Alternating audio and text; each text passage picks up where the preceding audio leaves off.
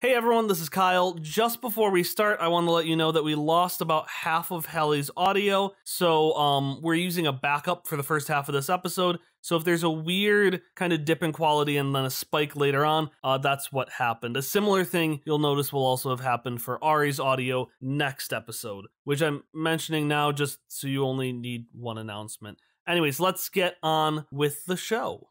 Previously on Quest Friends.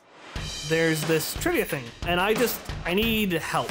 Yeah. Cicelos gets up and he walks to the table that's been having the most success. And before he goes back to his seat, he takes out a pebble, a small little marble-sized shape, which Jebediah grabs in his flipper. Back in Roulettia, this nice guy had this really cool cane that he just gave Misha. Sign and take my cane! And you see him hold up a thin black cane with a glass dome at its tip, and images drawn on the glass flutter like the wings of a butterfly. They're gonna put it on the Adrian mailbox. So Misha goes saying, and sticks it in. With a letter, hang on, let me put a note. See you at NANO Fight Club tonight.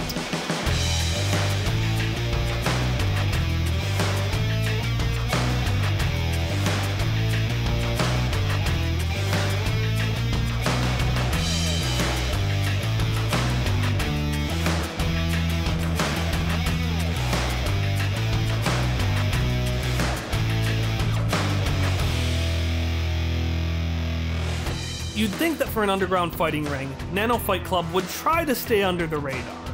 You would be wrong. As you enter Key's courtyard, the sky fills up with beating multicolor lines of laser light, all reflecting off of center statues of the Council of Spheres. The air smells of sweat and popcorn, and Darude's teacup, an artifact that holds an infinitely looping copy of Darude Sandstorm, is blasting at full volume.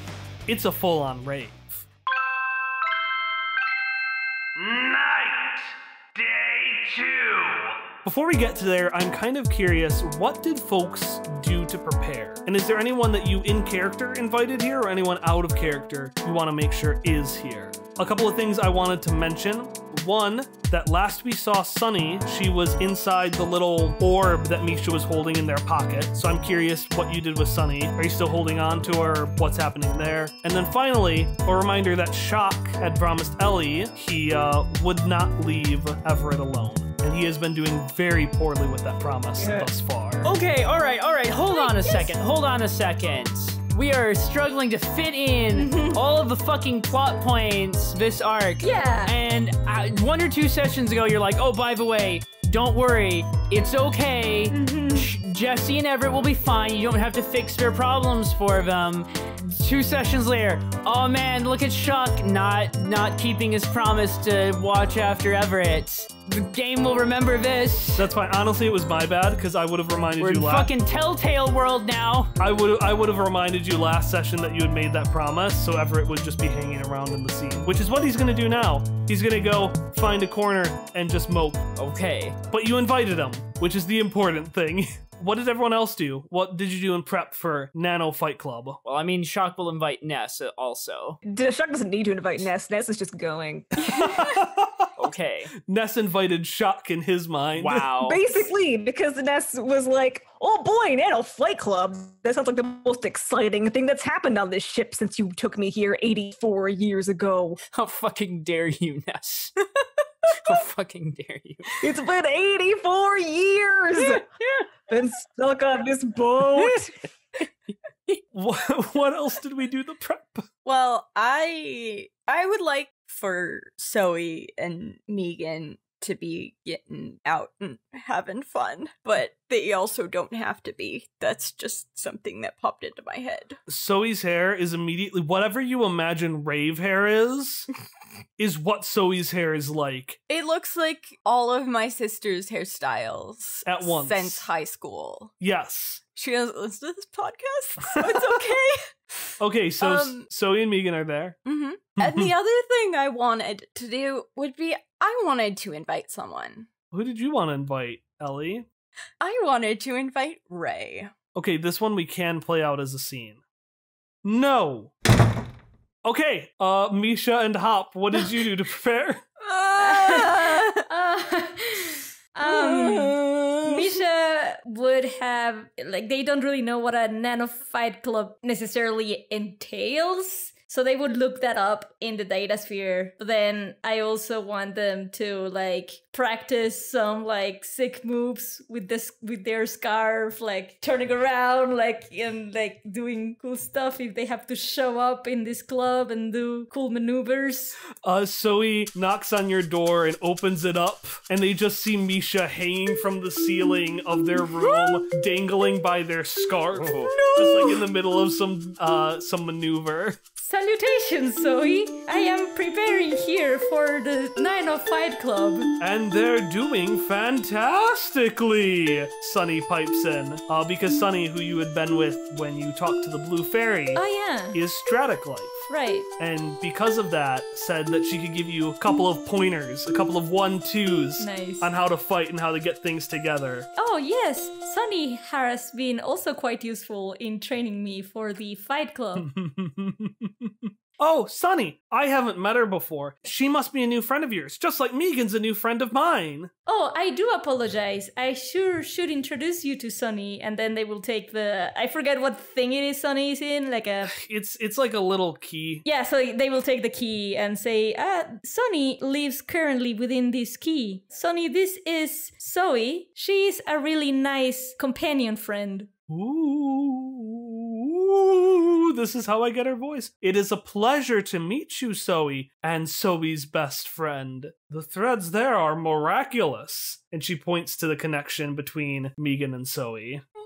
Oh, that's suspicious. All right, so you head off. I'm assuming you keep Sunny with you. Yeah. All right, Sunny's hanging out there, and then Hopper. Yep. What do you do in the prep? Well, on the way out of Nano Fight Club, he'd be like... Out of trivia. On the way out of trivia to Nano Fight Club, he'd be like, what was it called? Like the Great Acute Exodus or something? The Great Angle Exodus of the Seventh World.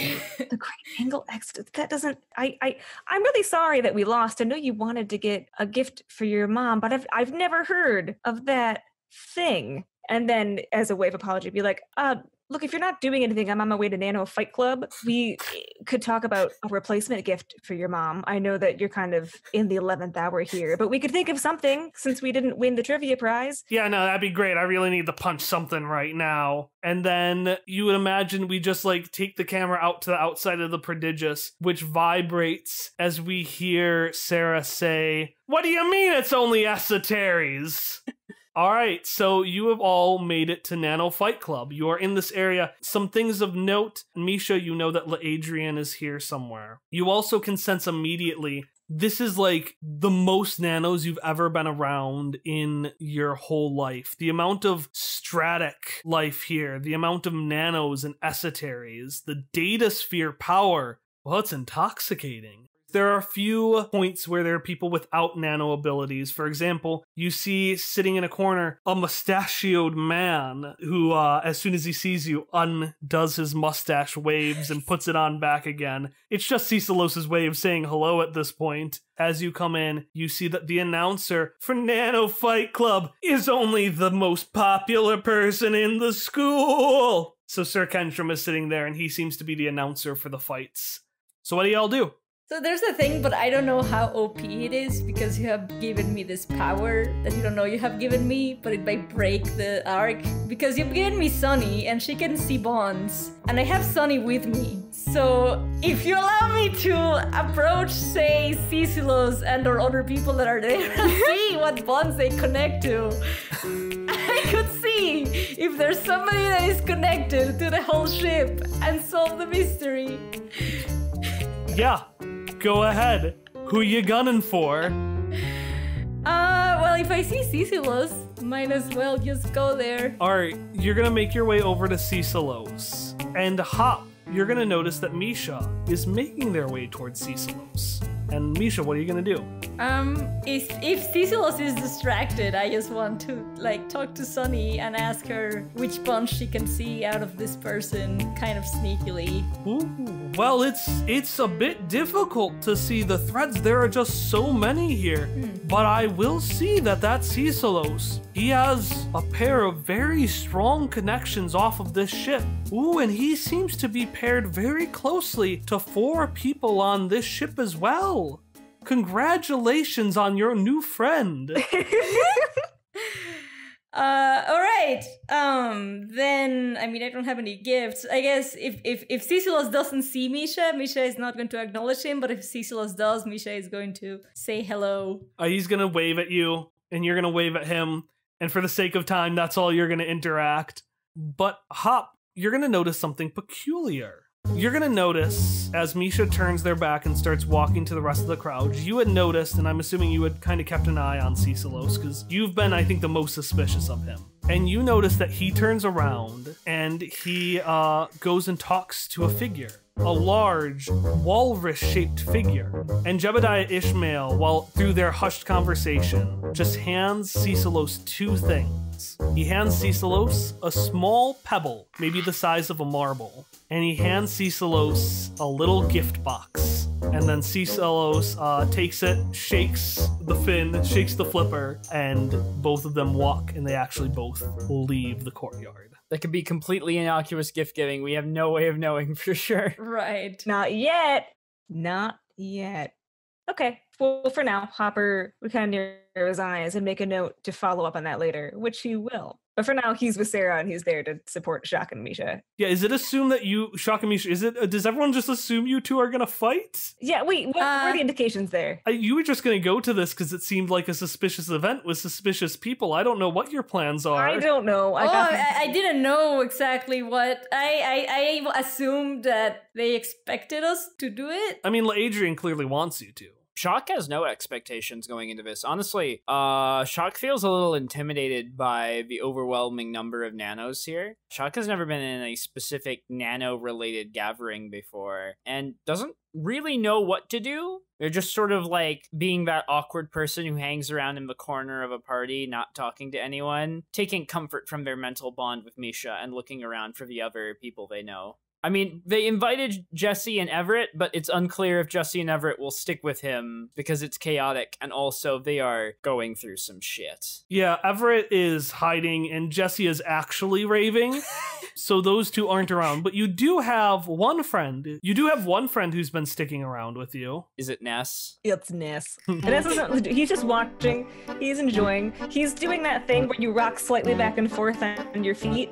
Just rocking. Just watching. Do you know what we're supposed to be doing here? And this is mental link, by the way. Ness. You just seem very worldly is all. Ness hits the side of his head. He's like, God, I'm getting a headache. Sorry. What do you want to know? I don't really know what I meant to do. Is that out loud or? That's still mental link. God, it just hurts. You'd think a robot couldn't get headaches, but life will surprise you sometimes. Out loud, Shock will say, do you know what we do at this thing? Why would I know what we do with this thing? Shock will just sort of like, not quite throw up his hands, but like... I assume that you fight other nanos. Are you gonna fight other nanos? Because that would be pretty sick. But why do we... Why would we fight? I don't really want to hurt anyone. That's just making that exact expression that the listeners can't see. But what a nerd. And so Ness will go, oh, God, don't be such a doorknob. What the fuck? Come on. What the fuck? I have a whole list of these random insults I made up. More will be coming. You're such a doorknob. This is supposed to be fun, you know? Aren't you a wizard? That's how you introduced yourself to me. I guess. I'm not used to crowds. Then why are you here? Well, we're trying to figure out what's going on. We have to find the Jagged Dream leader and do stuff. And also Misha was invited. Oh. Ness adopts a look of like, that explains it. Wow. Actually, he'll just say, oh, that explains it. Wow. And then turns back to survey the crowd. Inside of the crowd is Ellie Badge. So Ellie, you invited Ray, who didn't come. Went real well for me. And then you invited your daughter and her best friend, who are off doing whatever. Teen stuff. I didn't want to invite them. I wanted it to be one of those things where they were just there because, like, I want them to, specifically my baby, I want her to be, like, having fun and interacting with people and branching out. Get those good memories in before her best friend betrays her. Yeah, make new friends because one of our top suspects maybe is not a suspect anymore. Cool. That's good, because Ellie is absolutely at the bar by herself right now. Yeah. So what's Ellie up to? So my first instinct is that she's just getting drunk. But, like, there are chillins, and I'm a little stumped, and I think it's because emotionally, as Emily, can you, like, help? Oh yeah, you know what? I'll help. In fact, Oh no, I regret this. I'll give a GM intrusion free of charge. So no XP needed, because after all, I'm helping you out. Actually, you know, I actually think that maybe you could still give me the XP. You know, it's really not that much of an intrusion, because I'm just giving you what you want. So you're sitting there, and then you eventually hear, So I was thinking, and I was wondering how much of this invitation to this event was social, and how much of it was for getting our job done. And to your left, you see Ray holding a glass of wine in each hand. Well, if I'm being brutally honest with myself, there's a large part of it that was probably kind of social, but there are genuine aspects of clue finding to be had here. A lot of people are here, and so suspects are everywhere, and you know we've got a lot of people looking out for different suspects, and so another person being here helping out would be really great, just to, you know, be able to spread the net wider, you know, but now that you're here, maybe like just for a couple minutes, if you wanted to, we could condense these two parts of the net right here for just a minute, if you wanted. Well, if that's what you want. And she grabs one of the pieces of wine. She grabs one of the glasses of wine, the one closer to you. She moves it over to you as if giving it to you. Then lifts it up, downs it all in one gulp, turns over with a kind of mean smile and says, well, if that's what you're interested in, then you should probably actually go be social. And she walks away into the crowd with the other glass of wine. Wow. What the fuck is this? Wow. I'm gonna follow her. I'm gonna move on. That's the end of that scene. No, I want to get mad at Ray. Gosh darn it. Fine. I'm sorry, we don't have time. Alright, so you're making your way around, you're kind of investigating, and Misha, after a little bit, you actually see the person who invited you. You go and you see Adrian, who is prepping with some of the other contestants of Nano Fight Club in an area right next to the stage. And in fact, yeah, Adrian for the first time seems a little less put together than he normally does. They actually are holding a little piece of paper, an envelope, that they keep looking at and then just keep pacing a little bit more, and they have a cane. Not the cane you gave them. Oh. Instead of an extravagant butterfly cane, it's a simple cane with a fashionable black handle, and they're just kind of angrily setting it on the ground as they're just fidgeting with this letter, which they try to put back in their pocket, but it falls to the ground. I guess Misha will... Well, first they will ask Sonny, do any of those threads seem to connect with the ship itself? Ooh, I can't really say for sure, dear. Fuck you. No. You got you one. Gave me. You got me. one. You gave me! Oh, can't say for sure who... This weapon, Kyle. You get one! I have it! I have this weapon! But again, I'm not used to using my abilities by myself, so they're not really fully formed. I can only really see particularly strong threads. Need to fucking parent trap and follow the goddamn quest line if you want to solve the plot. Well, it was worth a shot. Thank you, Sonny. If you see something strange or other bonds that may connect to the shape from other individuals, please let me know. I know she won't, but Misha will say that anyways. Okay,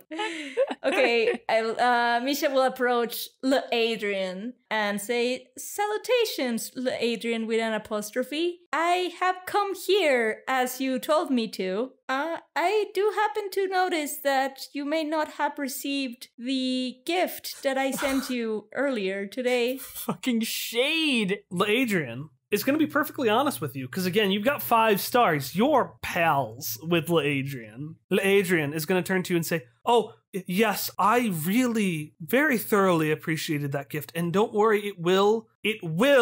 And he looks down and as he says it will with more emphasis, his hand crumples on the letter a little bit. "Be put to good use."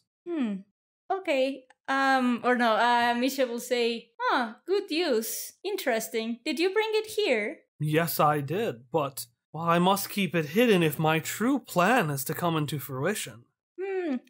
May I ask what that plan might be? And if they are hesitant about it, I want to see what he says, and I have a plan B. He's gonna look to the left, look to the right.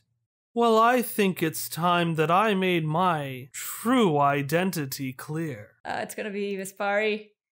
What? No. Okay, I was gonna ask. I didn't know if he was like Vespari in disguise, like my true identity, and like take out like a disguise. Like, it is me.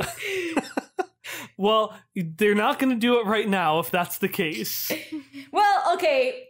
Since he's being so vague, Misha. Well, I have my keyblade. You're just gonna stab them? It doesn't say that it stabs it if it's a keyblade. I want to say, well, I also do have a sort of cane that I brought and would like to show it to you. But I would like to show it to you. Damn it, Trojan! It will maybe help me understand better what your vague words mean. And so I want to basically like point the keyblade into their direction and see if I can reveal their innermost desire, which I assume it would have to do with whatever plan this is. It says, "Unlocks the heart of its target, revealing their innermost desire. It's a dull thin sword with a spear at the tip." But I assuming if it's a keyblade that I'm not gonna like kill him, right? It's just a keyblade. So, I'm not gonna have you roll because you're 5 hearts, so you'll get away with this. Normally you wouldn't. It's gonna point to the heart, and you're gonna hear whispers reverberate up through the sword, up your arm and into your brain. You're gonna hear multiple whispers, and eventually through the whispers you hear a few statements. I want to be colorful. Villains are the most colorful thing of all. I want to be a villain. And as that happens, you hear a double clap, and the lights dim. And Le Adrian says, "Well, it has been a pleasure to talk with you, Misha. I feel a new, profound resolve after you pointed that weapon in my direction, as if some hero would point at an arch nemesis. Thank you so much." And he scurries off. And as he does, you notice that the paper, which they try to fit in their pocket, flutters out. Oh, yes, I grab it. And lands at the ground at your feet. I grab it, I want to see it. I just didn't have a good way of just asking for it. What does it say? We'll get to that next time. I want to say that we all came here, in theory, to gather clues. Hopper has been romancing Sarah. Ellie has attempted to romance Ray. And Shock has just been freaking out in the background. And the only one that has done clue searching is Misha again. Misha's on fucking point at all times, basically. I didn't intend this. I find it funny. You all will get very distracted though, because after the clap and the lights dim and you start to hear music, because it's wrestling, so like, you know, wrestling music. And one of the curtains, the one away from the side Misha is on, bursts open, and a flash of silver dust reflects into the arena's light just so that it creates a cloud of pulsating technicolor light, which fades to reveal a 10-foot-tall man wearing a giant star-studded cape and a long Plague Doctor mask. How is he so tall? He bends and moves in the way that his arms and legs are springing him forward in a particularly bouncy swagger. And then you hear the clips. As this figure strides forward, you notice that his footsteps spark like flint on steel, releasing even more silver dust that rises up and orbits his body in a celestial ring. And the announcer says, presenting the reigning champion of NANO Fight Club, Dr. Silversteel, conqueror of the cosmos. I'm sorry, what? I'm sorry, what now? Yeah, because Shock, this might be called Dr. Silversteel, conqueror of the cosmos, but okay, who's up there? Who is that? Yeah, that's Vespari's costume. And he is moving, like, when you first met him, it looked like his body was kind of buckling under the weight of his legs, but he is springing, he's moving around, he's doing, like, finger guns to, like, half the crowd treats this character like a hero. They're like, oh, yeah! The other half are like, boo! Like, you know how you have heroes and villains in wrestling. And Vespari is just eating this up. He's just, like, loving it. He's working it. He shoots out a couple of times he, like, clicks his heels, and a shot of, like, a spark, so, like, of lightning and fire all at the same time, just shoot up in the air like impromptu fireworks moving off of the silver dust that he's shooting around. And he's just posing and moving, and just, you imagine he has a massive grin underneath that mask. He is owning it. He looks cool. He's not that cool. How do you know? Faced him before. What do you mean faced him? We've tangled back in Roulettia. Whoa. A second ago you were like, I don't want to fight. And now you're like, yeah, I've tangled with Captain Silversteel over there. What? Well, he calls himself the Great Vespari. Not according to what is happening now. You know what? And Shock doesn't have a response to that, but he's gonna move closer in the crowd, like get up near the stage or the raised whatever it is. I'm imagining like the Harry Potter dueling plank. It's like a narrow catwalk that's like raised above. It's basically that, but with LEDs. Ness happily follows, and in fact, will grab onto Shock's robe. Go, slow down. God, just let me here. What if I just. Let me, and while he's saying that, he's clambering up Shock's robes onto Shock's shoulder. Goes, I can't see anything. I have to be able to see. Can I have Misha be Captain Obvious and reach mentally to Shock and be like, Shock, even though they call this man Captain Silverstein, I am with a 99.9% certainty this is indeed Vespari in a different name, as he has the same costume and height and physical build as Vespari. I agree with that assessment, Misha Jarvis. I don't know what he's even doing here. I thought he didn't like being a real nano. I'm also really curious. Maybe he will pretend he is not a nano. Or maybe this is why he is using a different name. As you say that, some lightning shoots out again, and you hear a muffled voice just say, I am the galaxy's most powerful nano! I imagine that side comes to the mental link. Yeah, it's in the mental link and out loud simultaneously. Also, I'll probably cut this part. It's not Captain Silverstein, it's Dr. Silversteel, conqueror of the cosmos. But the second you said Captain Silverstein, I just imagined a fighter based on the children's book author Shel Silverstein, Yes. and I can't get over that idea. Didn't care about getting his name right, so it's fine. I'm gonna kick your face. I'm gonna knock your teeth into wherever the sidewalk ends. I don't know. I can't think of good lines, but it could be fun. Anyways, I just was really tickled by that idea. All right, Shock is gonna have a moment of indecision. Is there anyone out there who's tough enough to challenge the conqueror of the cosmos? Shock will far step up onto Rhetorical question. There already is. And you hear a and with a dramatic swish, the curtains on the other side of the stage open up. But your eyes might not have noticed this, as the shadow behind them is just as opaque as the curtains that were there moments before. But then, accompanied by a measured click, click, click of his shoes, LaAdrian makes his way out onto the stage. And as they continue to walk, you notice something peculiar. LaAdrian's sweater vest, so drab and refined, bit by bit fades away to reveal a glistening purple suit with spikes on each shoulder. Their hair, which had been gently placed strand by strand in the most appealing position, now sways independently in the open air. And their cane, the one Misha had given them, reveals with a slam on the stage its true form, complete with a single butterfly on its handle. Like a snake, LaAdrian sheds their outer layer and reveals the inner self that had always been there, the one they had simply been masking with their illusion magic. And then, and only then, when their true villainy has been revealed, LaAdrian starts to dance.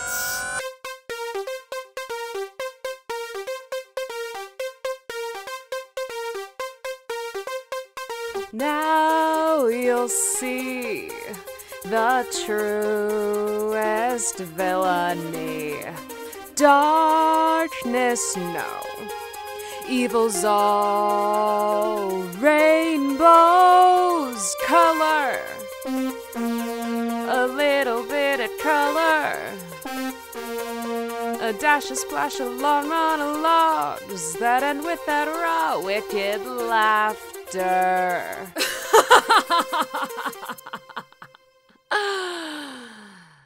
Hello and welcome to the announcement break for Quest Friends episode 46, Crime and Courtship, part 11.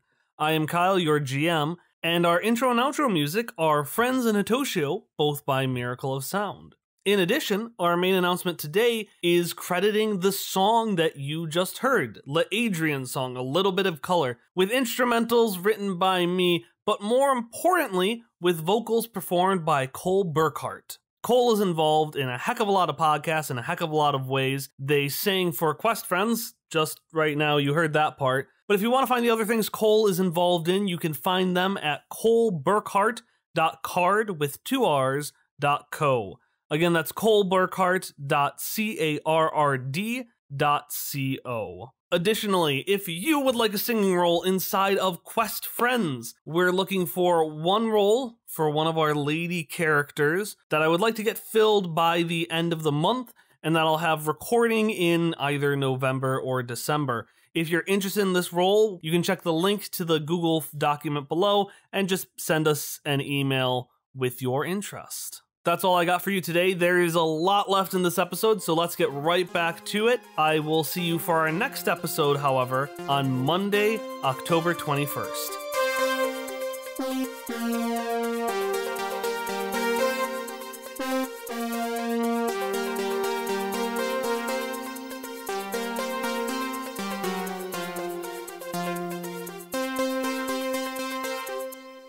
Megan is Ezra Bridger. I am 100% convinced of this after this scene. Any other wayward thoughts? Misha just wants to watch this unfold, but they are rooting for LaAdrian. Ness is like snapping along with the song on Shock's shoulder. Oh my god, I love him so much. Shock does not know what to think anymore. He's just dazzled by this wizardly duel that's apparently about to happen when the musical number ends. Oh, no. It's happening while the musical number's going on. Oh, no! Fun fact, choreographed dance and song doesn't really do that well in a fight situation. Well, what if your magic comes from the power of dance, Kyle? Had you considered this? I mean, it does a little better. The issue is they're a little flowy, they get a little bit too into it, and then they stop remembering the moves, and then spells are going all over the place. It's a thing. But that's a battle that's going on. And while it's going on, Misha, the letter that you picked up from LaAdrian flutters in your hand a little bit. And what you read from it suddenly makes a lot more sense. My child, I hope this letter finds you well, and that you are good in both intent and action. The prodigious is the highest honor someone of our stature can attain, and it will mold you into a fine and respectable member of society.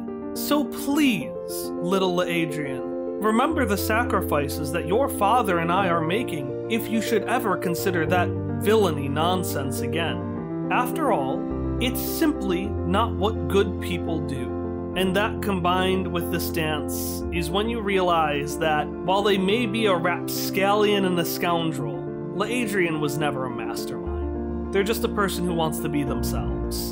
And you can mark LaAdrian off of your suspect list. Okay. Already ahead of you, Kyle. You can also mark LaAdrian on the floor. Oh no. Because they do not do well against Vespari. Oh. And you hear a thud and a brrr of a buzzer as LaAdrian just slams onto the ground against Vespari. They're getting a kick out of this. They are smiling and grinning, and they almost go to continue the fight. But that's when you see a pair of 2 gentle feet rest themselves on the stage. And Ellie, you notice Zoe look up at the stage, recoil a little bit, and grab her hair. You see, standing between Vespari and LaAdrian, the Blue Fairy, who has set herself down between the two as a way to signal the end of the fight! Dr. Silversteel wins! And to a crowd of boos, LaAdrian says, "Fight as much as you want, the butterfly will be back and will consume the world with my villainy." And he makes his way off to the stage to a crowd of very excited, very enthusiastic boos. And while LaAdrian's walk was usually a measured walk, it is now a full-on strut. And the announcer continues, "Is there anyone else who wishes to challenge the reigning champion? This time, this isn't a rhetorical question. The next person in the line got..." And he picks up a note that he was handed, a little pebble. "The flu!" "Who else will challenge the great Dr. Silversteel, conqueror of the cosmos?" Shock will actually give a wide smile and gently place Ness down on the ground again and say, "I shall be right back," and then raise his hand and go up to the stage. You make your way up to the stage, and as you get onto the steps, a trapdoor opens up, and Sir Kentrum Esquire pops on out of it. It looks like there's some underground walkways he can take. And he says, "Hey man, I can see you're participating in this bullshit too, trying to score some votes for the proligarchy." Actually, no, I don't care about that at all. I think this could be fun.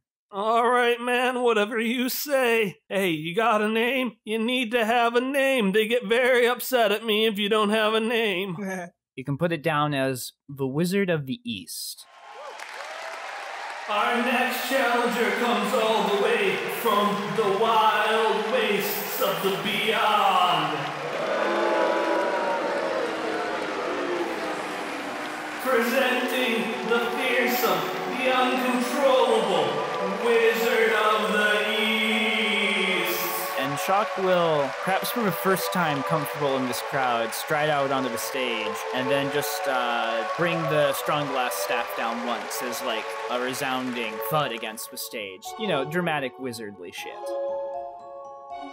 And then Shock will, to Vespari say, hello there. I don't think we'd spoken since getting on board the ship." And when there's no response, he'll just say, "You know, I was a little confused at first, but now I think I understand why you want to do this. And I would like to join in. I would like to face you." Vespari's a bit taken aback by that. Like in cartoons where it takes on the facial expression of whoever's wearing it? Yeah. The mask was scowling at you, like a Spider-Man mask. And it just aloofly sticks its nose up at the air and say, "Now you're in my court, Boyle." Boyle? I couldn't think of anything else to say. That is the most Vespari thing I have ever heard, and I want you to roll initiative, baby. Oh, that's a 9. Alright, Dr. Silversteel is a bit taken back. It looks like he's gonna let the opponent from the east take the first turn. So Shock is going to open up by, for flavor, just for dramatic flair, can I say that I set my strong left staff to floating next to me? It's the effect of my resonance field, but I'm not gonna mechanically have it do anything. I just want it to be like off to the side. And so Shock will whip out his arms, revealing his 2 gloves, and from his left hand, a beam of cutting light will gather in the ring on the palm and lance out towards Vespari. And I rolled an 8. The beam of light cuts through the sky, but Dr. Silversteel is too fast. Like a lightning bolt, he whips his way past and bends his body in such a way that it looks like the light cuts right through him. The most agile of performers is he. You know what? I don't like this gimmick for this one. I can't do the Kentrim voice. It's dueling time. Kentrim doesn't matter anymore. Vespari whips his way out of the side, and as he does, he clicks his foot, and a spark rises up, and like a bullet, he shoots one towards you. He shoots a line of his dust, and the spark follows along the line, trying to make its way towards you. And in response, Shock raises his right hand and activates countermeasures. A sort of holographic display of symbols appears before it, and he taps some of them in rapid succession to create almost a net to capture the esoteric and fling it back at Vespari. Okay. I'm gonna stick 2 levels of effort on this one. And that is a 15. So, describe how it goes into your net and whips back at him. Well, it's sort of like blue light extends out from the palm as the spark strikes it and gathers in Shock's right hand, and he gives a little smile and then just flings it back out, and it hurls back at the same speed towards Vespari. And now, seeing the effect of Vespari's boots, Shock is going to bring up the left hand again, and this time direct cutting light to, like, slash at the stage by Vespari's boots. And let's do 2 levels of effort as well. And that's a 17, so it'll do 1 extra damage. How much damage does that do? It does 5 normally, so it is 6 now. All right. It slashes on the ground, and the sparks go up and hit Sounds like he's Vesparky. I don't know what that sound was, but it's my reaction sound. The sparks go up and they hit Vespari, but that gives him an idea. As the spark goes up and kind of hurts him a little bit, he lets some of it catch onto his silver dust, which he envelops around himself and creates the equivalent of the spell Shroud of Flame. And now his entire body has become shrouded in flames that will last for up to 10 minutes. And he takes some of these flames, forms a fist, and punches. It's funny because I just got through editing the Fiery Hand of Doom in Cookie 2, but go ahead, I will, I'll countermeasure again. No effort this time. Gotta take some chances. Oops! Fucking oops, that's a 4. So the flame goes to hit you and you have that countermeasures prepped, but he wasn't going for that. And the fist rises in the air and hits a fake plant in the banister above you, which falls down and knocks you on the head for 8 points of damage. And the announcer says, "Hey, remember, only esoteries, no cheap shots." And Vespari just turns over and angrily says, "You're a cheap shot." Shock will shrug off that hit, but grinning back will once again cast Cutting Light, but this time trying to send out different pulses of light rather than a continuous beam firing a bunch of different shots to maybe make it harder for Vespari to dodge. Mechanically, it does nothing. I'm just trying to add some flair to Shock defends. Shock attacks. I only have 1 attack spell, so I can't even mix up my moves like a Pokemon. Shock does quick attack. That's all he knows. Shock, use Thunder Shock. It's not very effective. Well, it's just as well that I forgot to apply effort. I rolled a 3. I'm going to give you a GM intrusion. Who do you want to give your other point to? Gonna give it to Hopper Scotch. What? No real reason. Just felt like it. Vespari's feeling this, right? He's getting confident, and he sees those pulsating lights, and he shoots out his cloud of silver dust. And just like it had reflected the stage lights, the cutting lights start to shoot around it, and you just see this like basically rainbow of different lights shooting between this different silver dust, and 5 of them launch their way back at you for 5 points of damage. Oh, I just take that automatically? Yeah, that's the GM intrusion component. Oh, well, now we went from being like, this is fine, to now I'm actually fucked. That was colossally bad because I'm impaired now, so... If you want, I could make you dodge. I just thought it'd be interesting. No, it's perfectly fine. This is more deadly to me than the regular Bob fight now. That's fitting. That's fitting. Shock. Gonna use a Cypher. Shock is gonna withdraw the healing stim that he's been holding onto since the very beginning of this adventure and shoot up with it to heal 5 points of might. And as you do that, which is free for the first time you do it, it's a free action. You hear Sir Kentrum say, "As we said, just esoteries." You're a cheap shot. I didn't even say that. And Vespari just turns over to you and nods his head like, nice. Got him. And Shock will gather power in his left hand because this fight, if this is a fight of attrition, Shock will wear down sooner rather than later. And he doesn't actually know Vespari's limits now. I'm gonna say 1 level to hit, 1 level to damage. And I rolled a 12. Yeah, describe. You hurt him real bad. So how are you using your cutting light again? So this time, as Shock rises up from that hit, like getting off the floor, a lot of light is being absorbed into the ring in the center of the left glove. And his fist sort of shaking with the power a bit, he sends out a solid beam square into Vespari's chest. It hits the Shroud of Flames and pokes a hole, and the Shroud of Flames almost like moves around to his back like a turtle shell.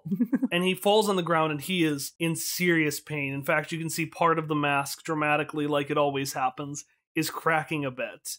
And Vespari does his one last big attack at you, and he takes the entire flaming shroud and he throws it. Ooh. We're going to do countermeasures again, and this time, 4 levels of effort.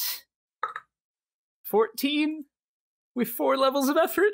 How you finish this duel against Vespari? So, not playing around, not trying to conserve his strength, Shock unleashes his full force. I'm not sure exactly what this would look like to others. Perhaps Shock's eyes are even glowing a bit with a mechanical light as he raises up the right hand, and the entire Shroud of Flames is sucked down into the right glove. And then, with a roar, that Inferno blasts back out and swirls around Vespari like the Pokemon move Fire Spin, like buffeting him around, maybe burning the cape up a bit, just like spinning him around and flopping him down with a plop back on the stage again, with hopefully non-lethal damage. Vespari flops down onto the ground and his mask shatters. And he just tries to pick himself up and falls down, and you hear the crowd going, "Ooh, oh, it's hushed, the villain has beaten the protagonist." And Vespari's like, I will not lose, I will not. And that's when in front of him, you see 2 feet gently place themselves on the ground as the blue fairy hovers herself down and stands between the 2 of you. And you hear the ring as the announcer says, "Looks like that's it for the reigning champion, everyone. Our new champion, the Wizard of the East." How are you feeling right now, Shock? Not like what are you doing, but how are you feeling? Shock is... Honestly, Shock is sort of zoning out the crowd and focusing on Vespari because he just is concerned over how Vespari is, especially after a big attack like that. And Vespari is definitely struggling to get up, and he's trying to, but he seems brought down more by his emotional pain than his physical. And he's getting up, he's like, "I can. What are you doing standing in front of me? I can and I must defeat him. If I am not the greatest not Nano in the world, then I must be the greatest Nano in the world." And the blue fairy, for the first time, makes a sound.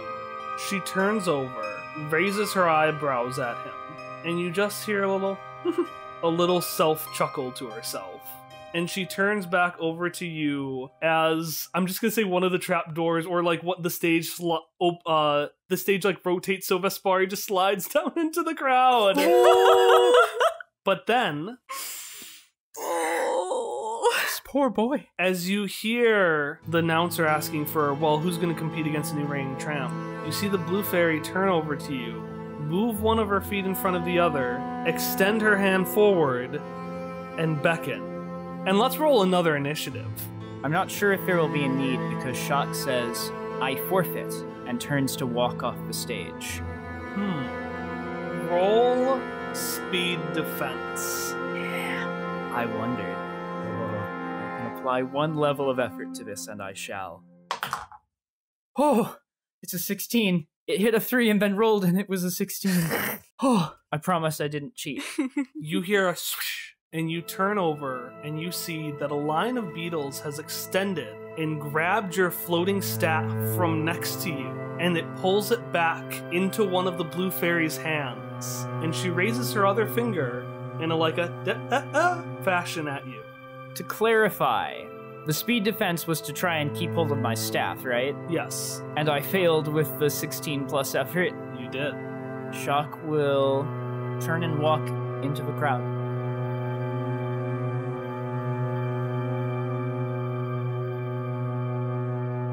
I burned up everything fighting Vespari. I will lose this fight. This isn't a fight I can win, especially with that excessive effort on the last countermeasures, which just took out like a third of my total my intellect pool. Shock can't win this fight, and he knows that. No, that's fair. I think that's a valid and fair choice. I do want you to make a note.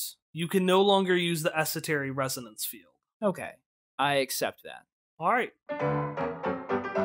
So the night ends, kind of disappointingly, kind of like with a whimper. The blue fairy, who's been just dunked on twice in one day, not like dunked on, but just confused. Like Misha grabbed her arm for no reason earlier this afternoon, and now she really eggs Shock onto a fight, and he just said no.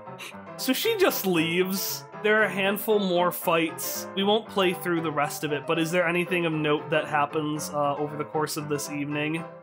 Even if we don't play it, can Misha fight at the Nano Fight Club? Because they really wanted that too. Yes, Misha absolutely fights. Okay. Give me a roll to see how Misha does. Okay.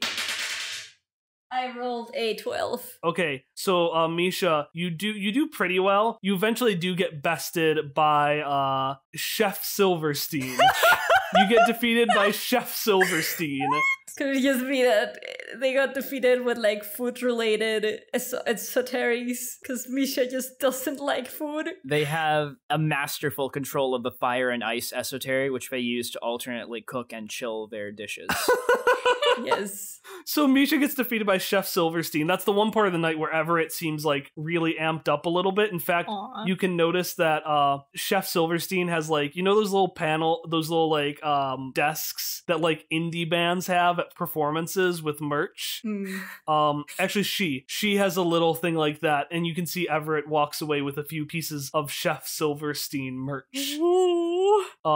Yeah, so Misha fights. You do pretty well. You don't get anything in it other than, wow, that was fun. That's fine. And probably some adoration of Ness. Oh, Ness is fucking loving it. Yeah. What was Ness's reaction to Shock's little performance up there? I'm curious. My reaction was actually, had you not turned away, Ness was actually going to intervene. Misha was also going to. Damn, I'm disappointed I did not get to see Misha fight for my honor.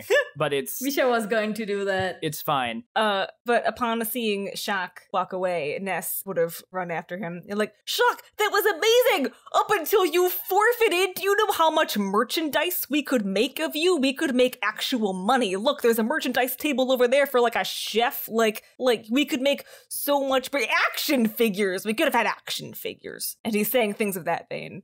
That does sound very nice. I wasn't really in a good state to fight another Nano, especially one who might be much more powerful than Vespari. I'm a little sad she stole my things, though. Does this terrible city have laws against stealing? Ness shrugs. I don't pay attention to laws. And I think we can probably cut that scene there. So you make your way out into the night. You do a lot of various things. A whole lot of them are kind of repeats of last night. Shock goes back to his room, maybe tries to make discussion with Everett. With in either case, Everett's out in a second. Where is Ness? Where does Ness hang out in the evening? With Shock, for the most part. Yeah, that's fine. Ness can stay in our room. Yeah, Ness follow Shock around. I kind of like, okay, I'm kind of, you know the backpack that Ness was put in? Yeah. When Shock was, I kind of like the idea of Ness just flipping it over, dumping it out, and going into it like a sleeping bag. Oh, he's so cute. Oh, even as he sleep, he would do that. He would just appropriate all of Shock's things. My tools. No. No. This is my sleeping bag now. This is where I live. This is my home. He wouldn't say anything. He would just dump it out and then climb into it, silently daring Shock to say anything about it. God, I love him so much. But yeah, in character, Shock actually would not say anything other than to smile fondly. Meanwhile, Misha, do you try to explore again tonight? Yeah, I think Misha would do that. I think for like the first half, they would just stay in the deck and look at the stars because they like that. But the second half, they would explore around. Jesse will try to follow you again. Yeah, no, I know. Misha, before doing anything, will... I'm thinking if Misha could... I know technically last session I used my data sphere thing, but if I could use it to like look how to read nighttime stories or how to like help people sleep, like if there's like a lullaby or something that they can get, like expert in helping a human sleep. Play them a lullaby on your kazoo. Yeah, no, actually, do you get that kazoo, play me a lullaby. I'm not ready. Which one? What's a lullaby? It's a good lullaby. You've got to think of a good meme lullaby. Hold on. Have we done All Star by Smash Mouth yet? No, but that's not a lullaby. Somebody once told me. I know. I got one. Hang on.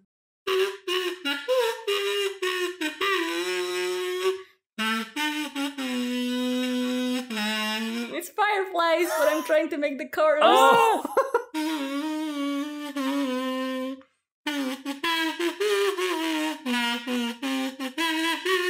Basically just fireflies. Fucking incredible. Yeah, and Jesse goes to sleep. Very, very, you tuck them in. I also want to leave Misha's scarf on top of Jesse too.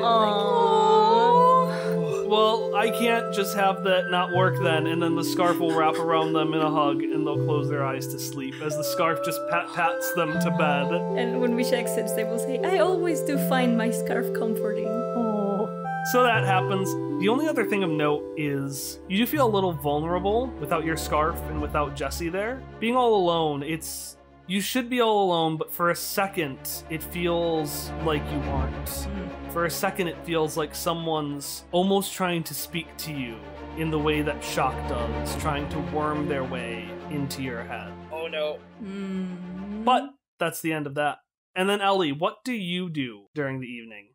Can I say that Ellie knew that it was Ray's birthday? Yeah, fine. Yeah. I mean, it doesn't actually matter. Ellie's whole thing is that she doesn't let go, so she would absolutely remember. Yeah, like she would know. And I have a list. I would like to go to the mail room, because that's where the gift thing is, right? The ending machine. The ending machine, yes. Yes. Okay. I would like to buy sleep mittens, a diabolical puzzling box, a stuffed quail, a mining knife, and a self-healing plant, and a jar of olives. How do you have so many coins? Because I didn't buy anything. Oh, I see. I was saving it all for gifts. I see. Okay. I would like to purchase all of those things. And do what with them? I would like to hoist them all into my arm. Well, I want to keep the olives separate, but I would like to hoist the rest of them into my arms, and then I want to pile them in front of Ray's door, and then I would like to take the mining knife, and I'm sure I have something in my hat that I can write on. Yeah, and I mean, there are bricks all over. Yeah. But what do you write in? I want to know what you write in. The thing is that I was gonna do it without a note, but the temptation to have, like, a note stuck to her door with a knife was too strong. You're just taking the creepy visual novel gift-giving activity to its natural extreme. See, these are why these games limit to one gift per day, or it becomes very creepy. Yeah. Well, the purpose is not to actually charm her with this. There's no way this is gonna win Ray over. Okay, so you just paste a note? Happy birthday, Ray. I was just picturing the also in the note after that point. All right. And then I want to hold it up against her door and then stab the knife into it so it's held up against her door over the pile of gifts that will hit against the door when she opens it, because I've just shoved them up against it. And then after that, you go and you have another restless sleep in your room, because even though you had cut your bed open and let loose all the fathers within, it's still obnoxiously comfy, because the whole floor now is covered in those dang things. And it almost seems like there are more fathers in there than there were the night before. Like turtle snow. All right. And then hop. Well, I want to specify that Hop would have gone to see Shock immediately / shortly after the duel to make sure he was okay, because Hopper was hanging out with Sarah the whole time, but he wasn't completely oblivious. He was watching the fight. Sarah would actually want to come too and congratulate Shock. I was gonna ask, yeah. So Sarah and Hop met Shock, and then he would have walked out with Sarah. And actually, when you congratulate him, Sarah just gets really friendly very openly and, like, says, you did a good job out there, tough guy, and does a playful punch in Shock's shoulder, which definitely adds a might point of damage unintentionally. I didn't need that fucking shit. Guess I'm redistributing these pools again. Oh, calm down. You're full healing in the morning. Oh, do we full heal overnight? Yeah. I thought that was only between arcs, because I was like, I've used up my other 2 recovery rolls for the day, and I'm not even close to full. No, you'll recover. Okay. I wouldn't do that to you. All right. All right, that's fine. And so then after a few more hours, Hop, you make it back to your room. Whew. And you're by yourself for a while. You were actually with people for a few hours. That's pretty odd for someone who's been hiding. Hopper still feels lousy. As soon as he's back in his shitty room, he kind of like just lays down and thinks about the letter again. He's had a break, so he feels better than he has in the last few days. But once he's alone again, it all starts to like resettle. It's like when you forget about a problem you're having, and then it all just comes back as soon as you're alone. So he's just hanging out in the room, thinking again about the letter, which he doesn't need to read, but is in his pocket.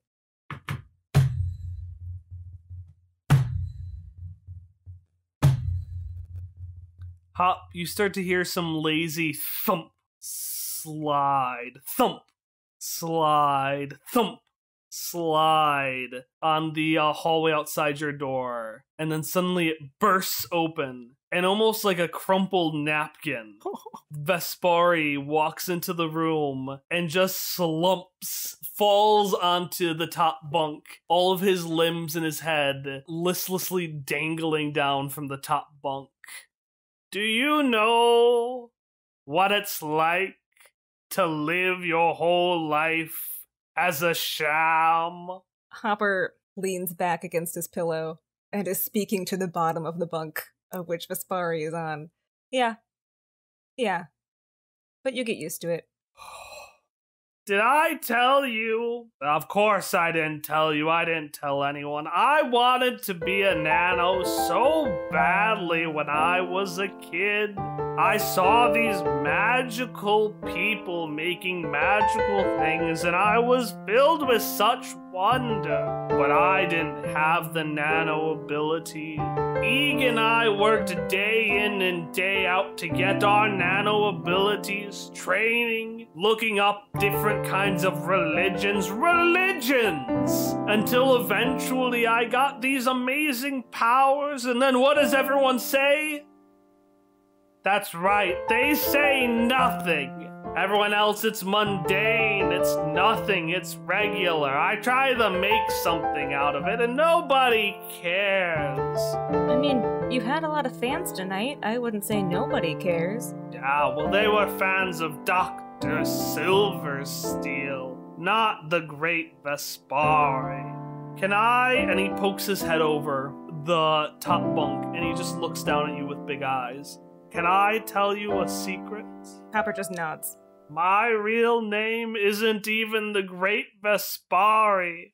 It's just Vespari.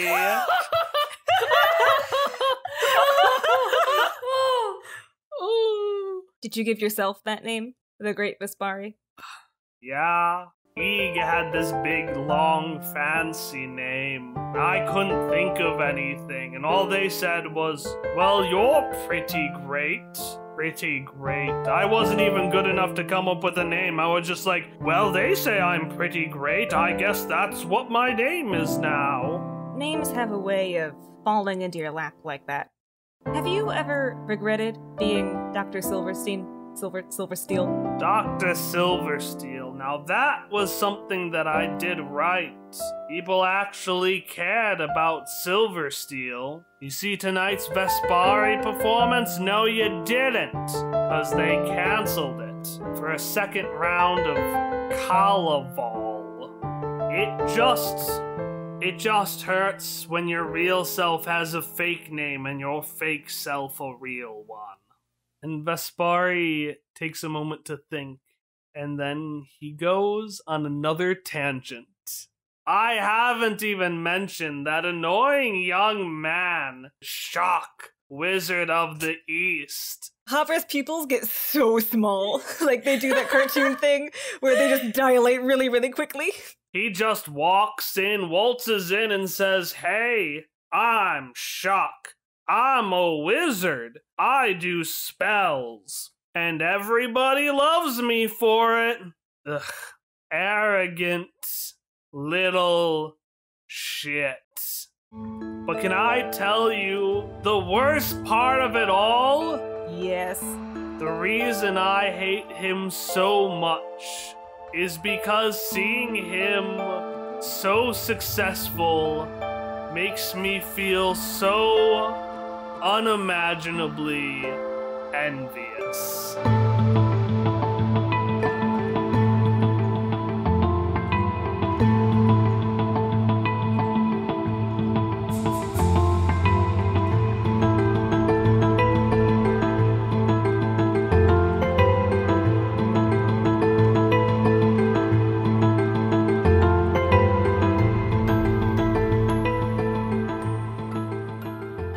Vespari redemption arc, here we go. Hashtag best Hopsiraptor. And everyone's chanting. They're like, yeah, yeah, yeah, yeah.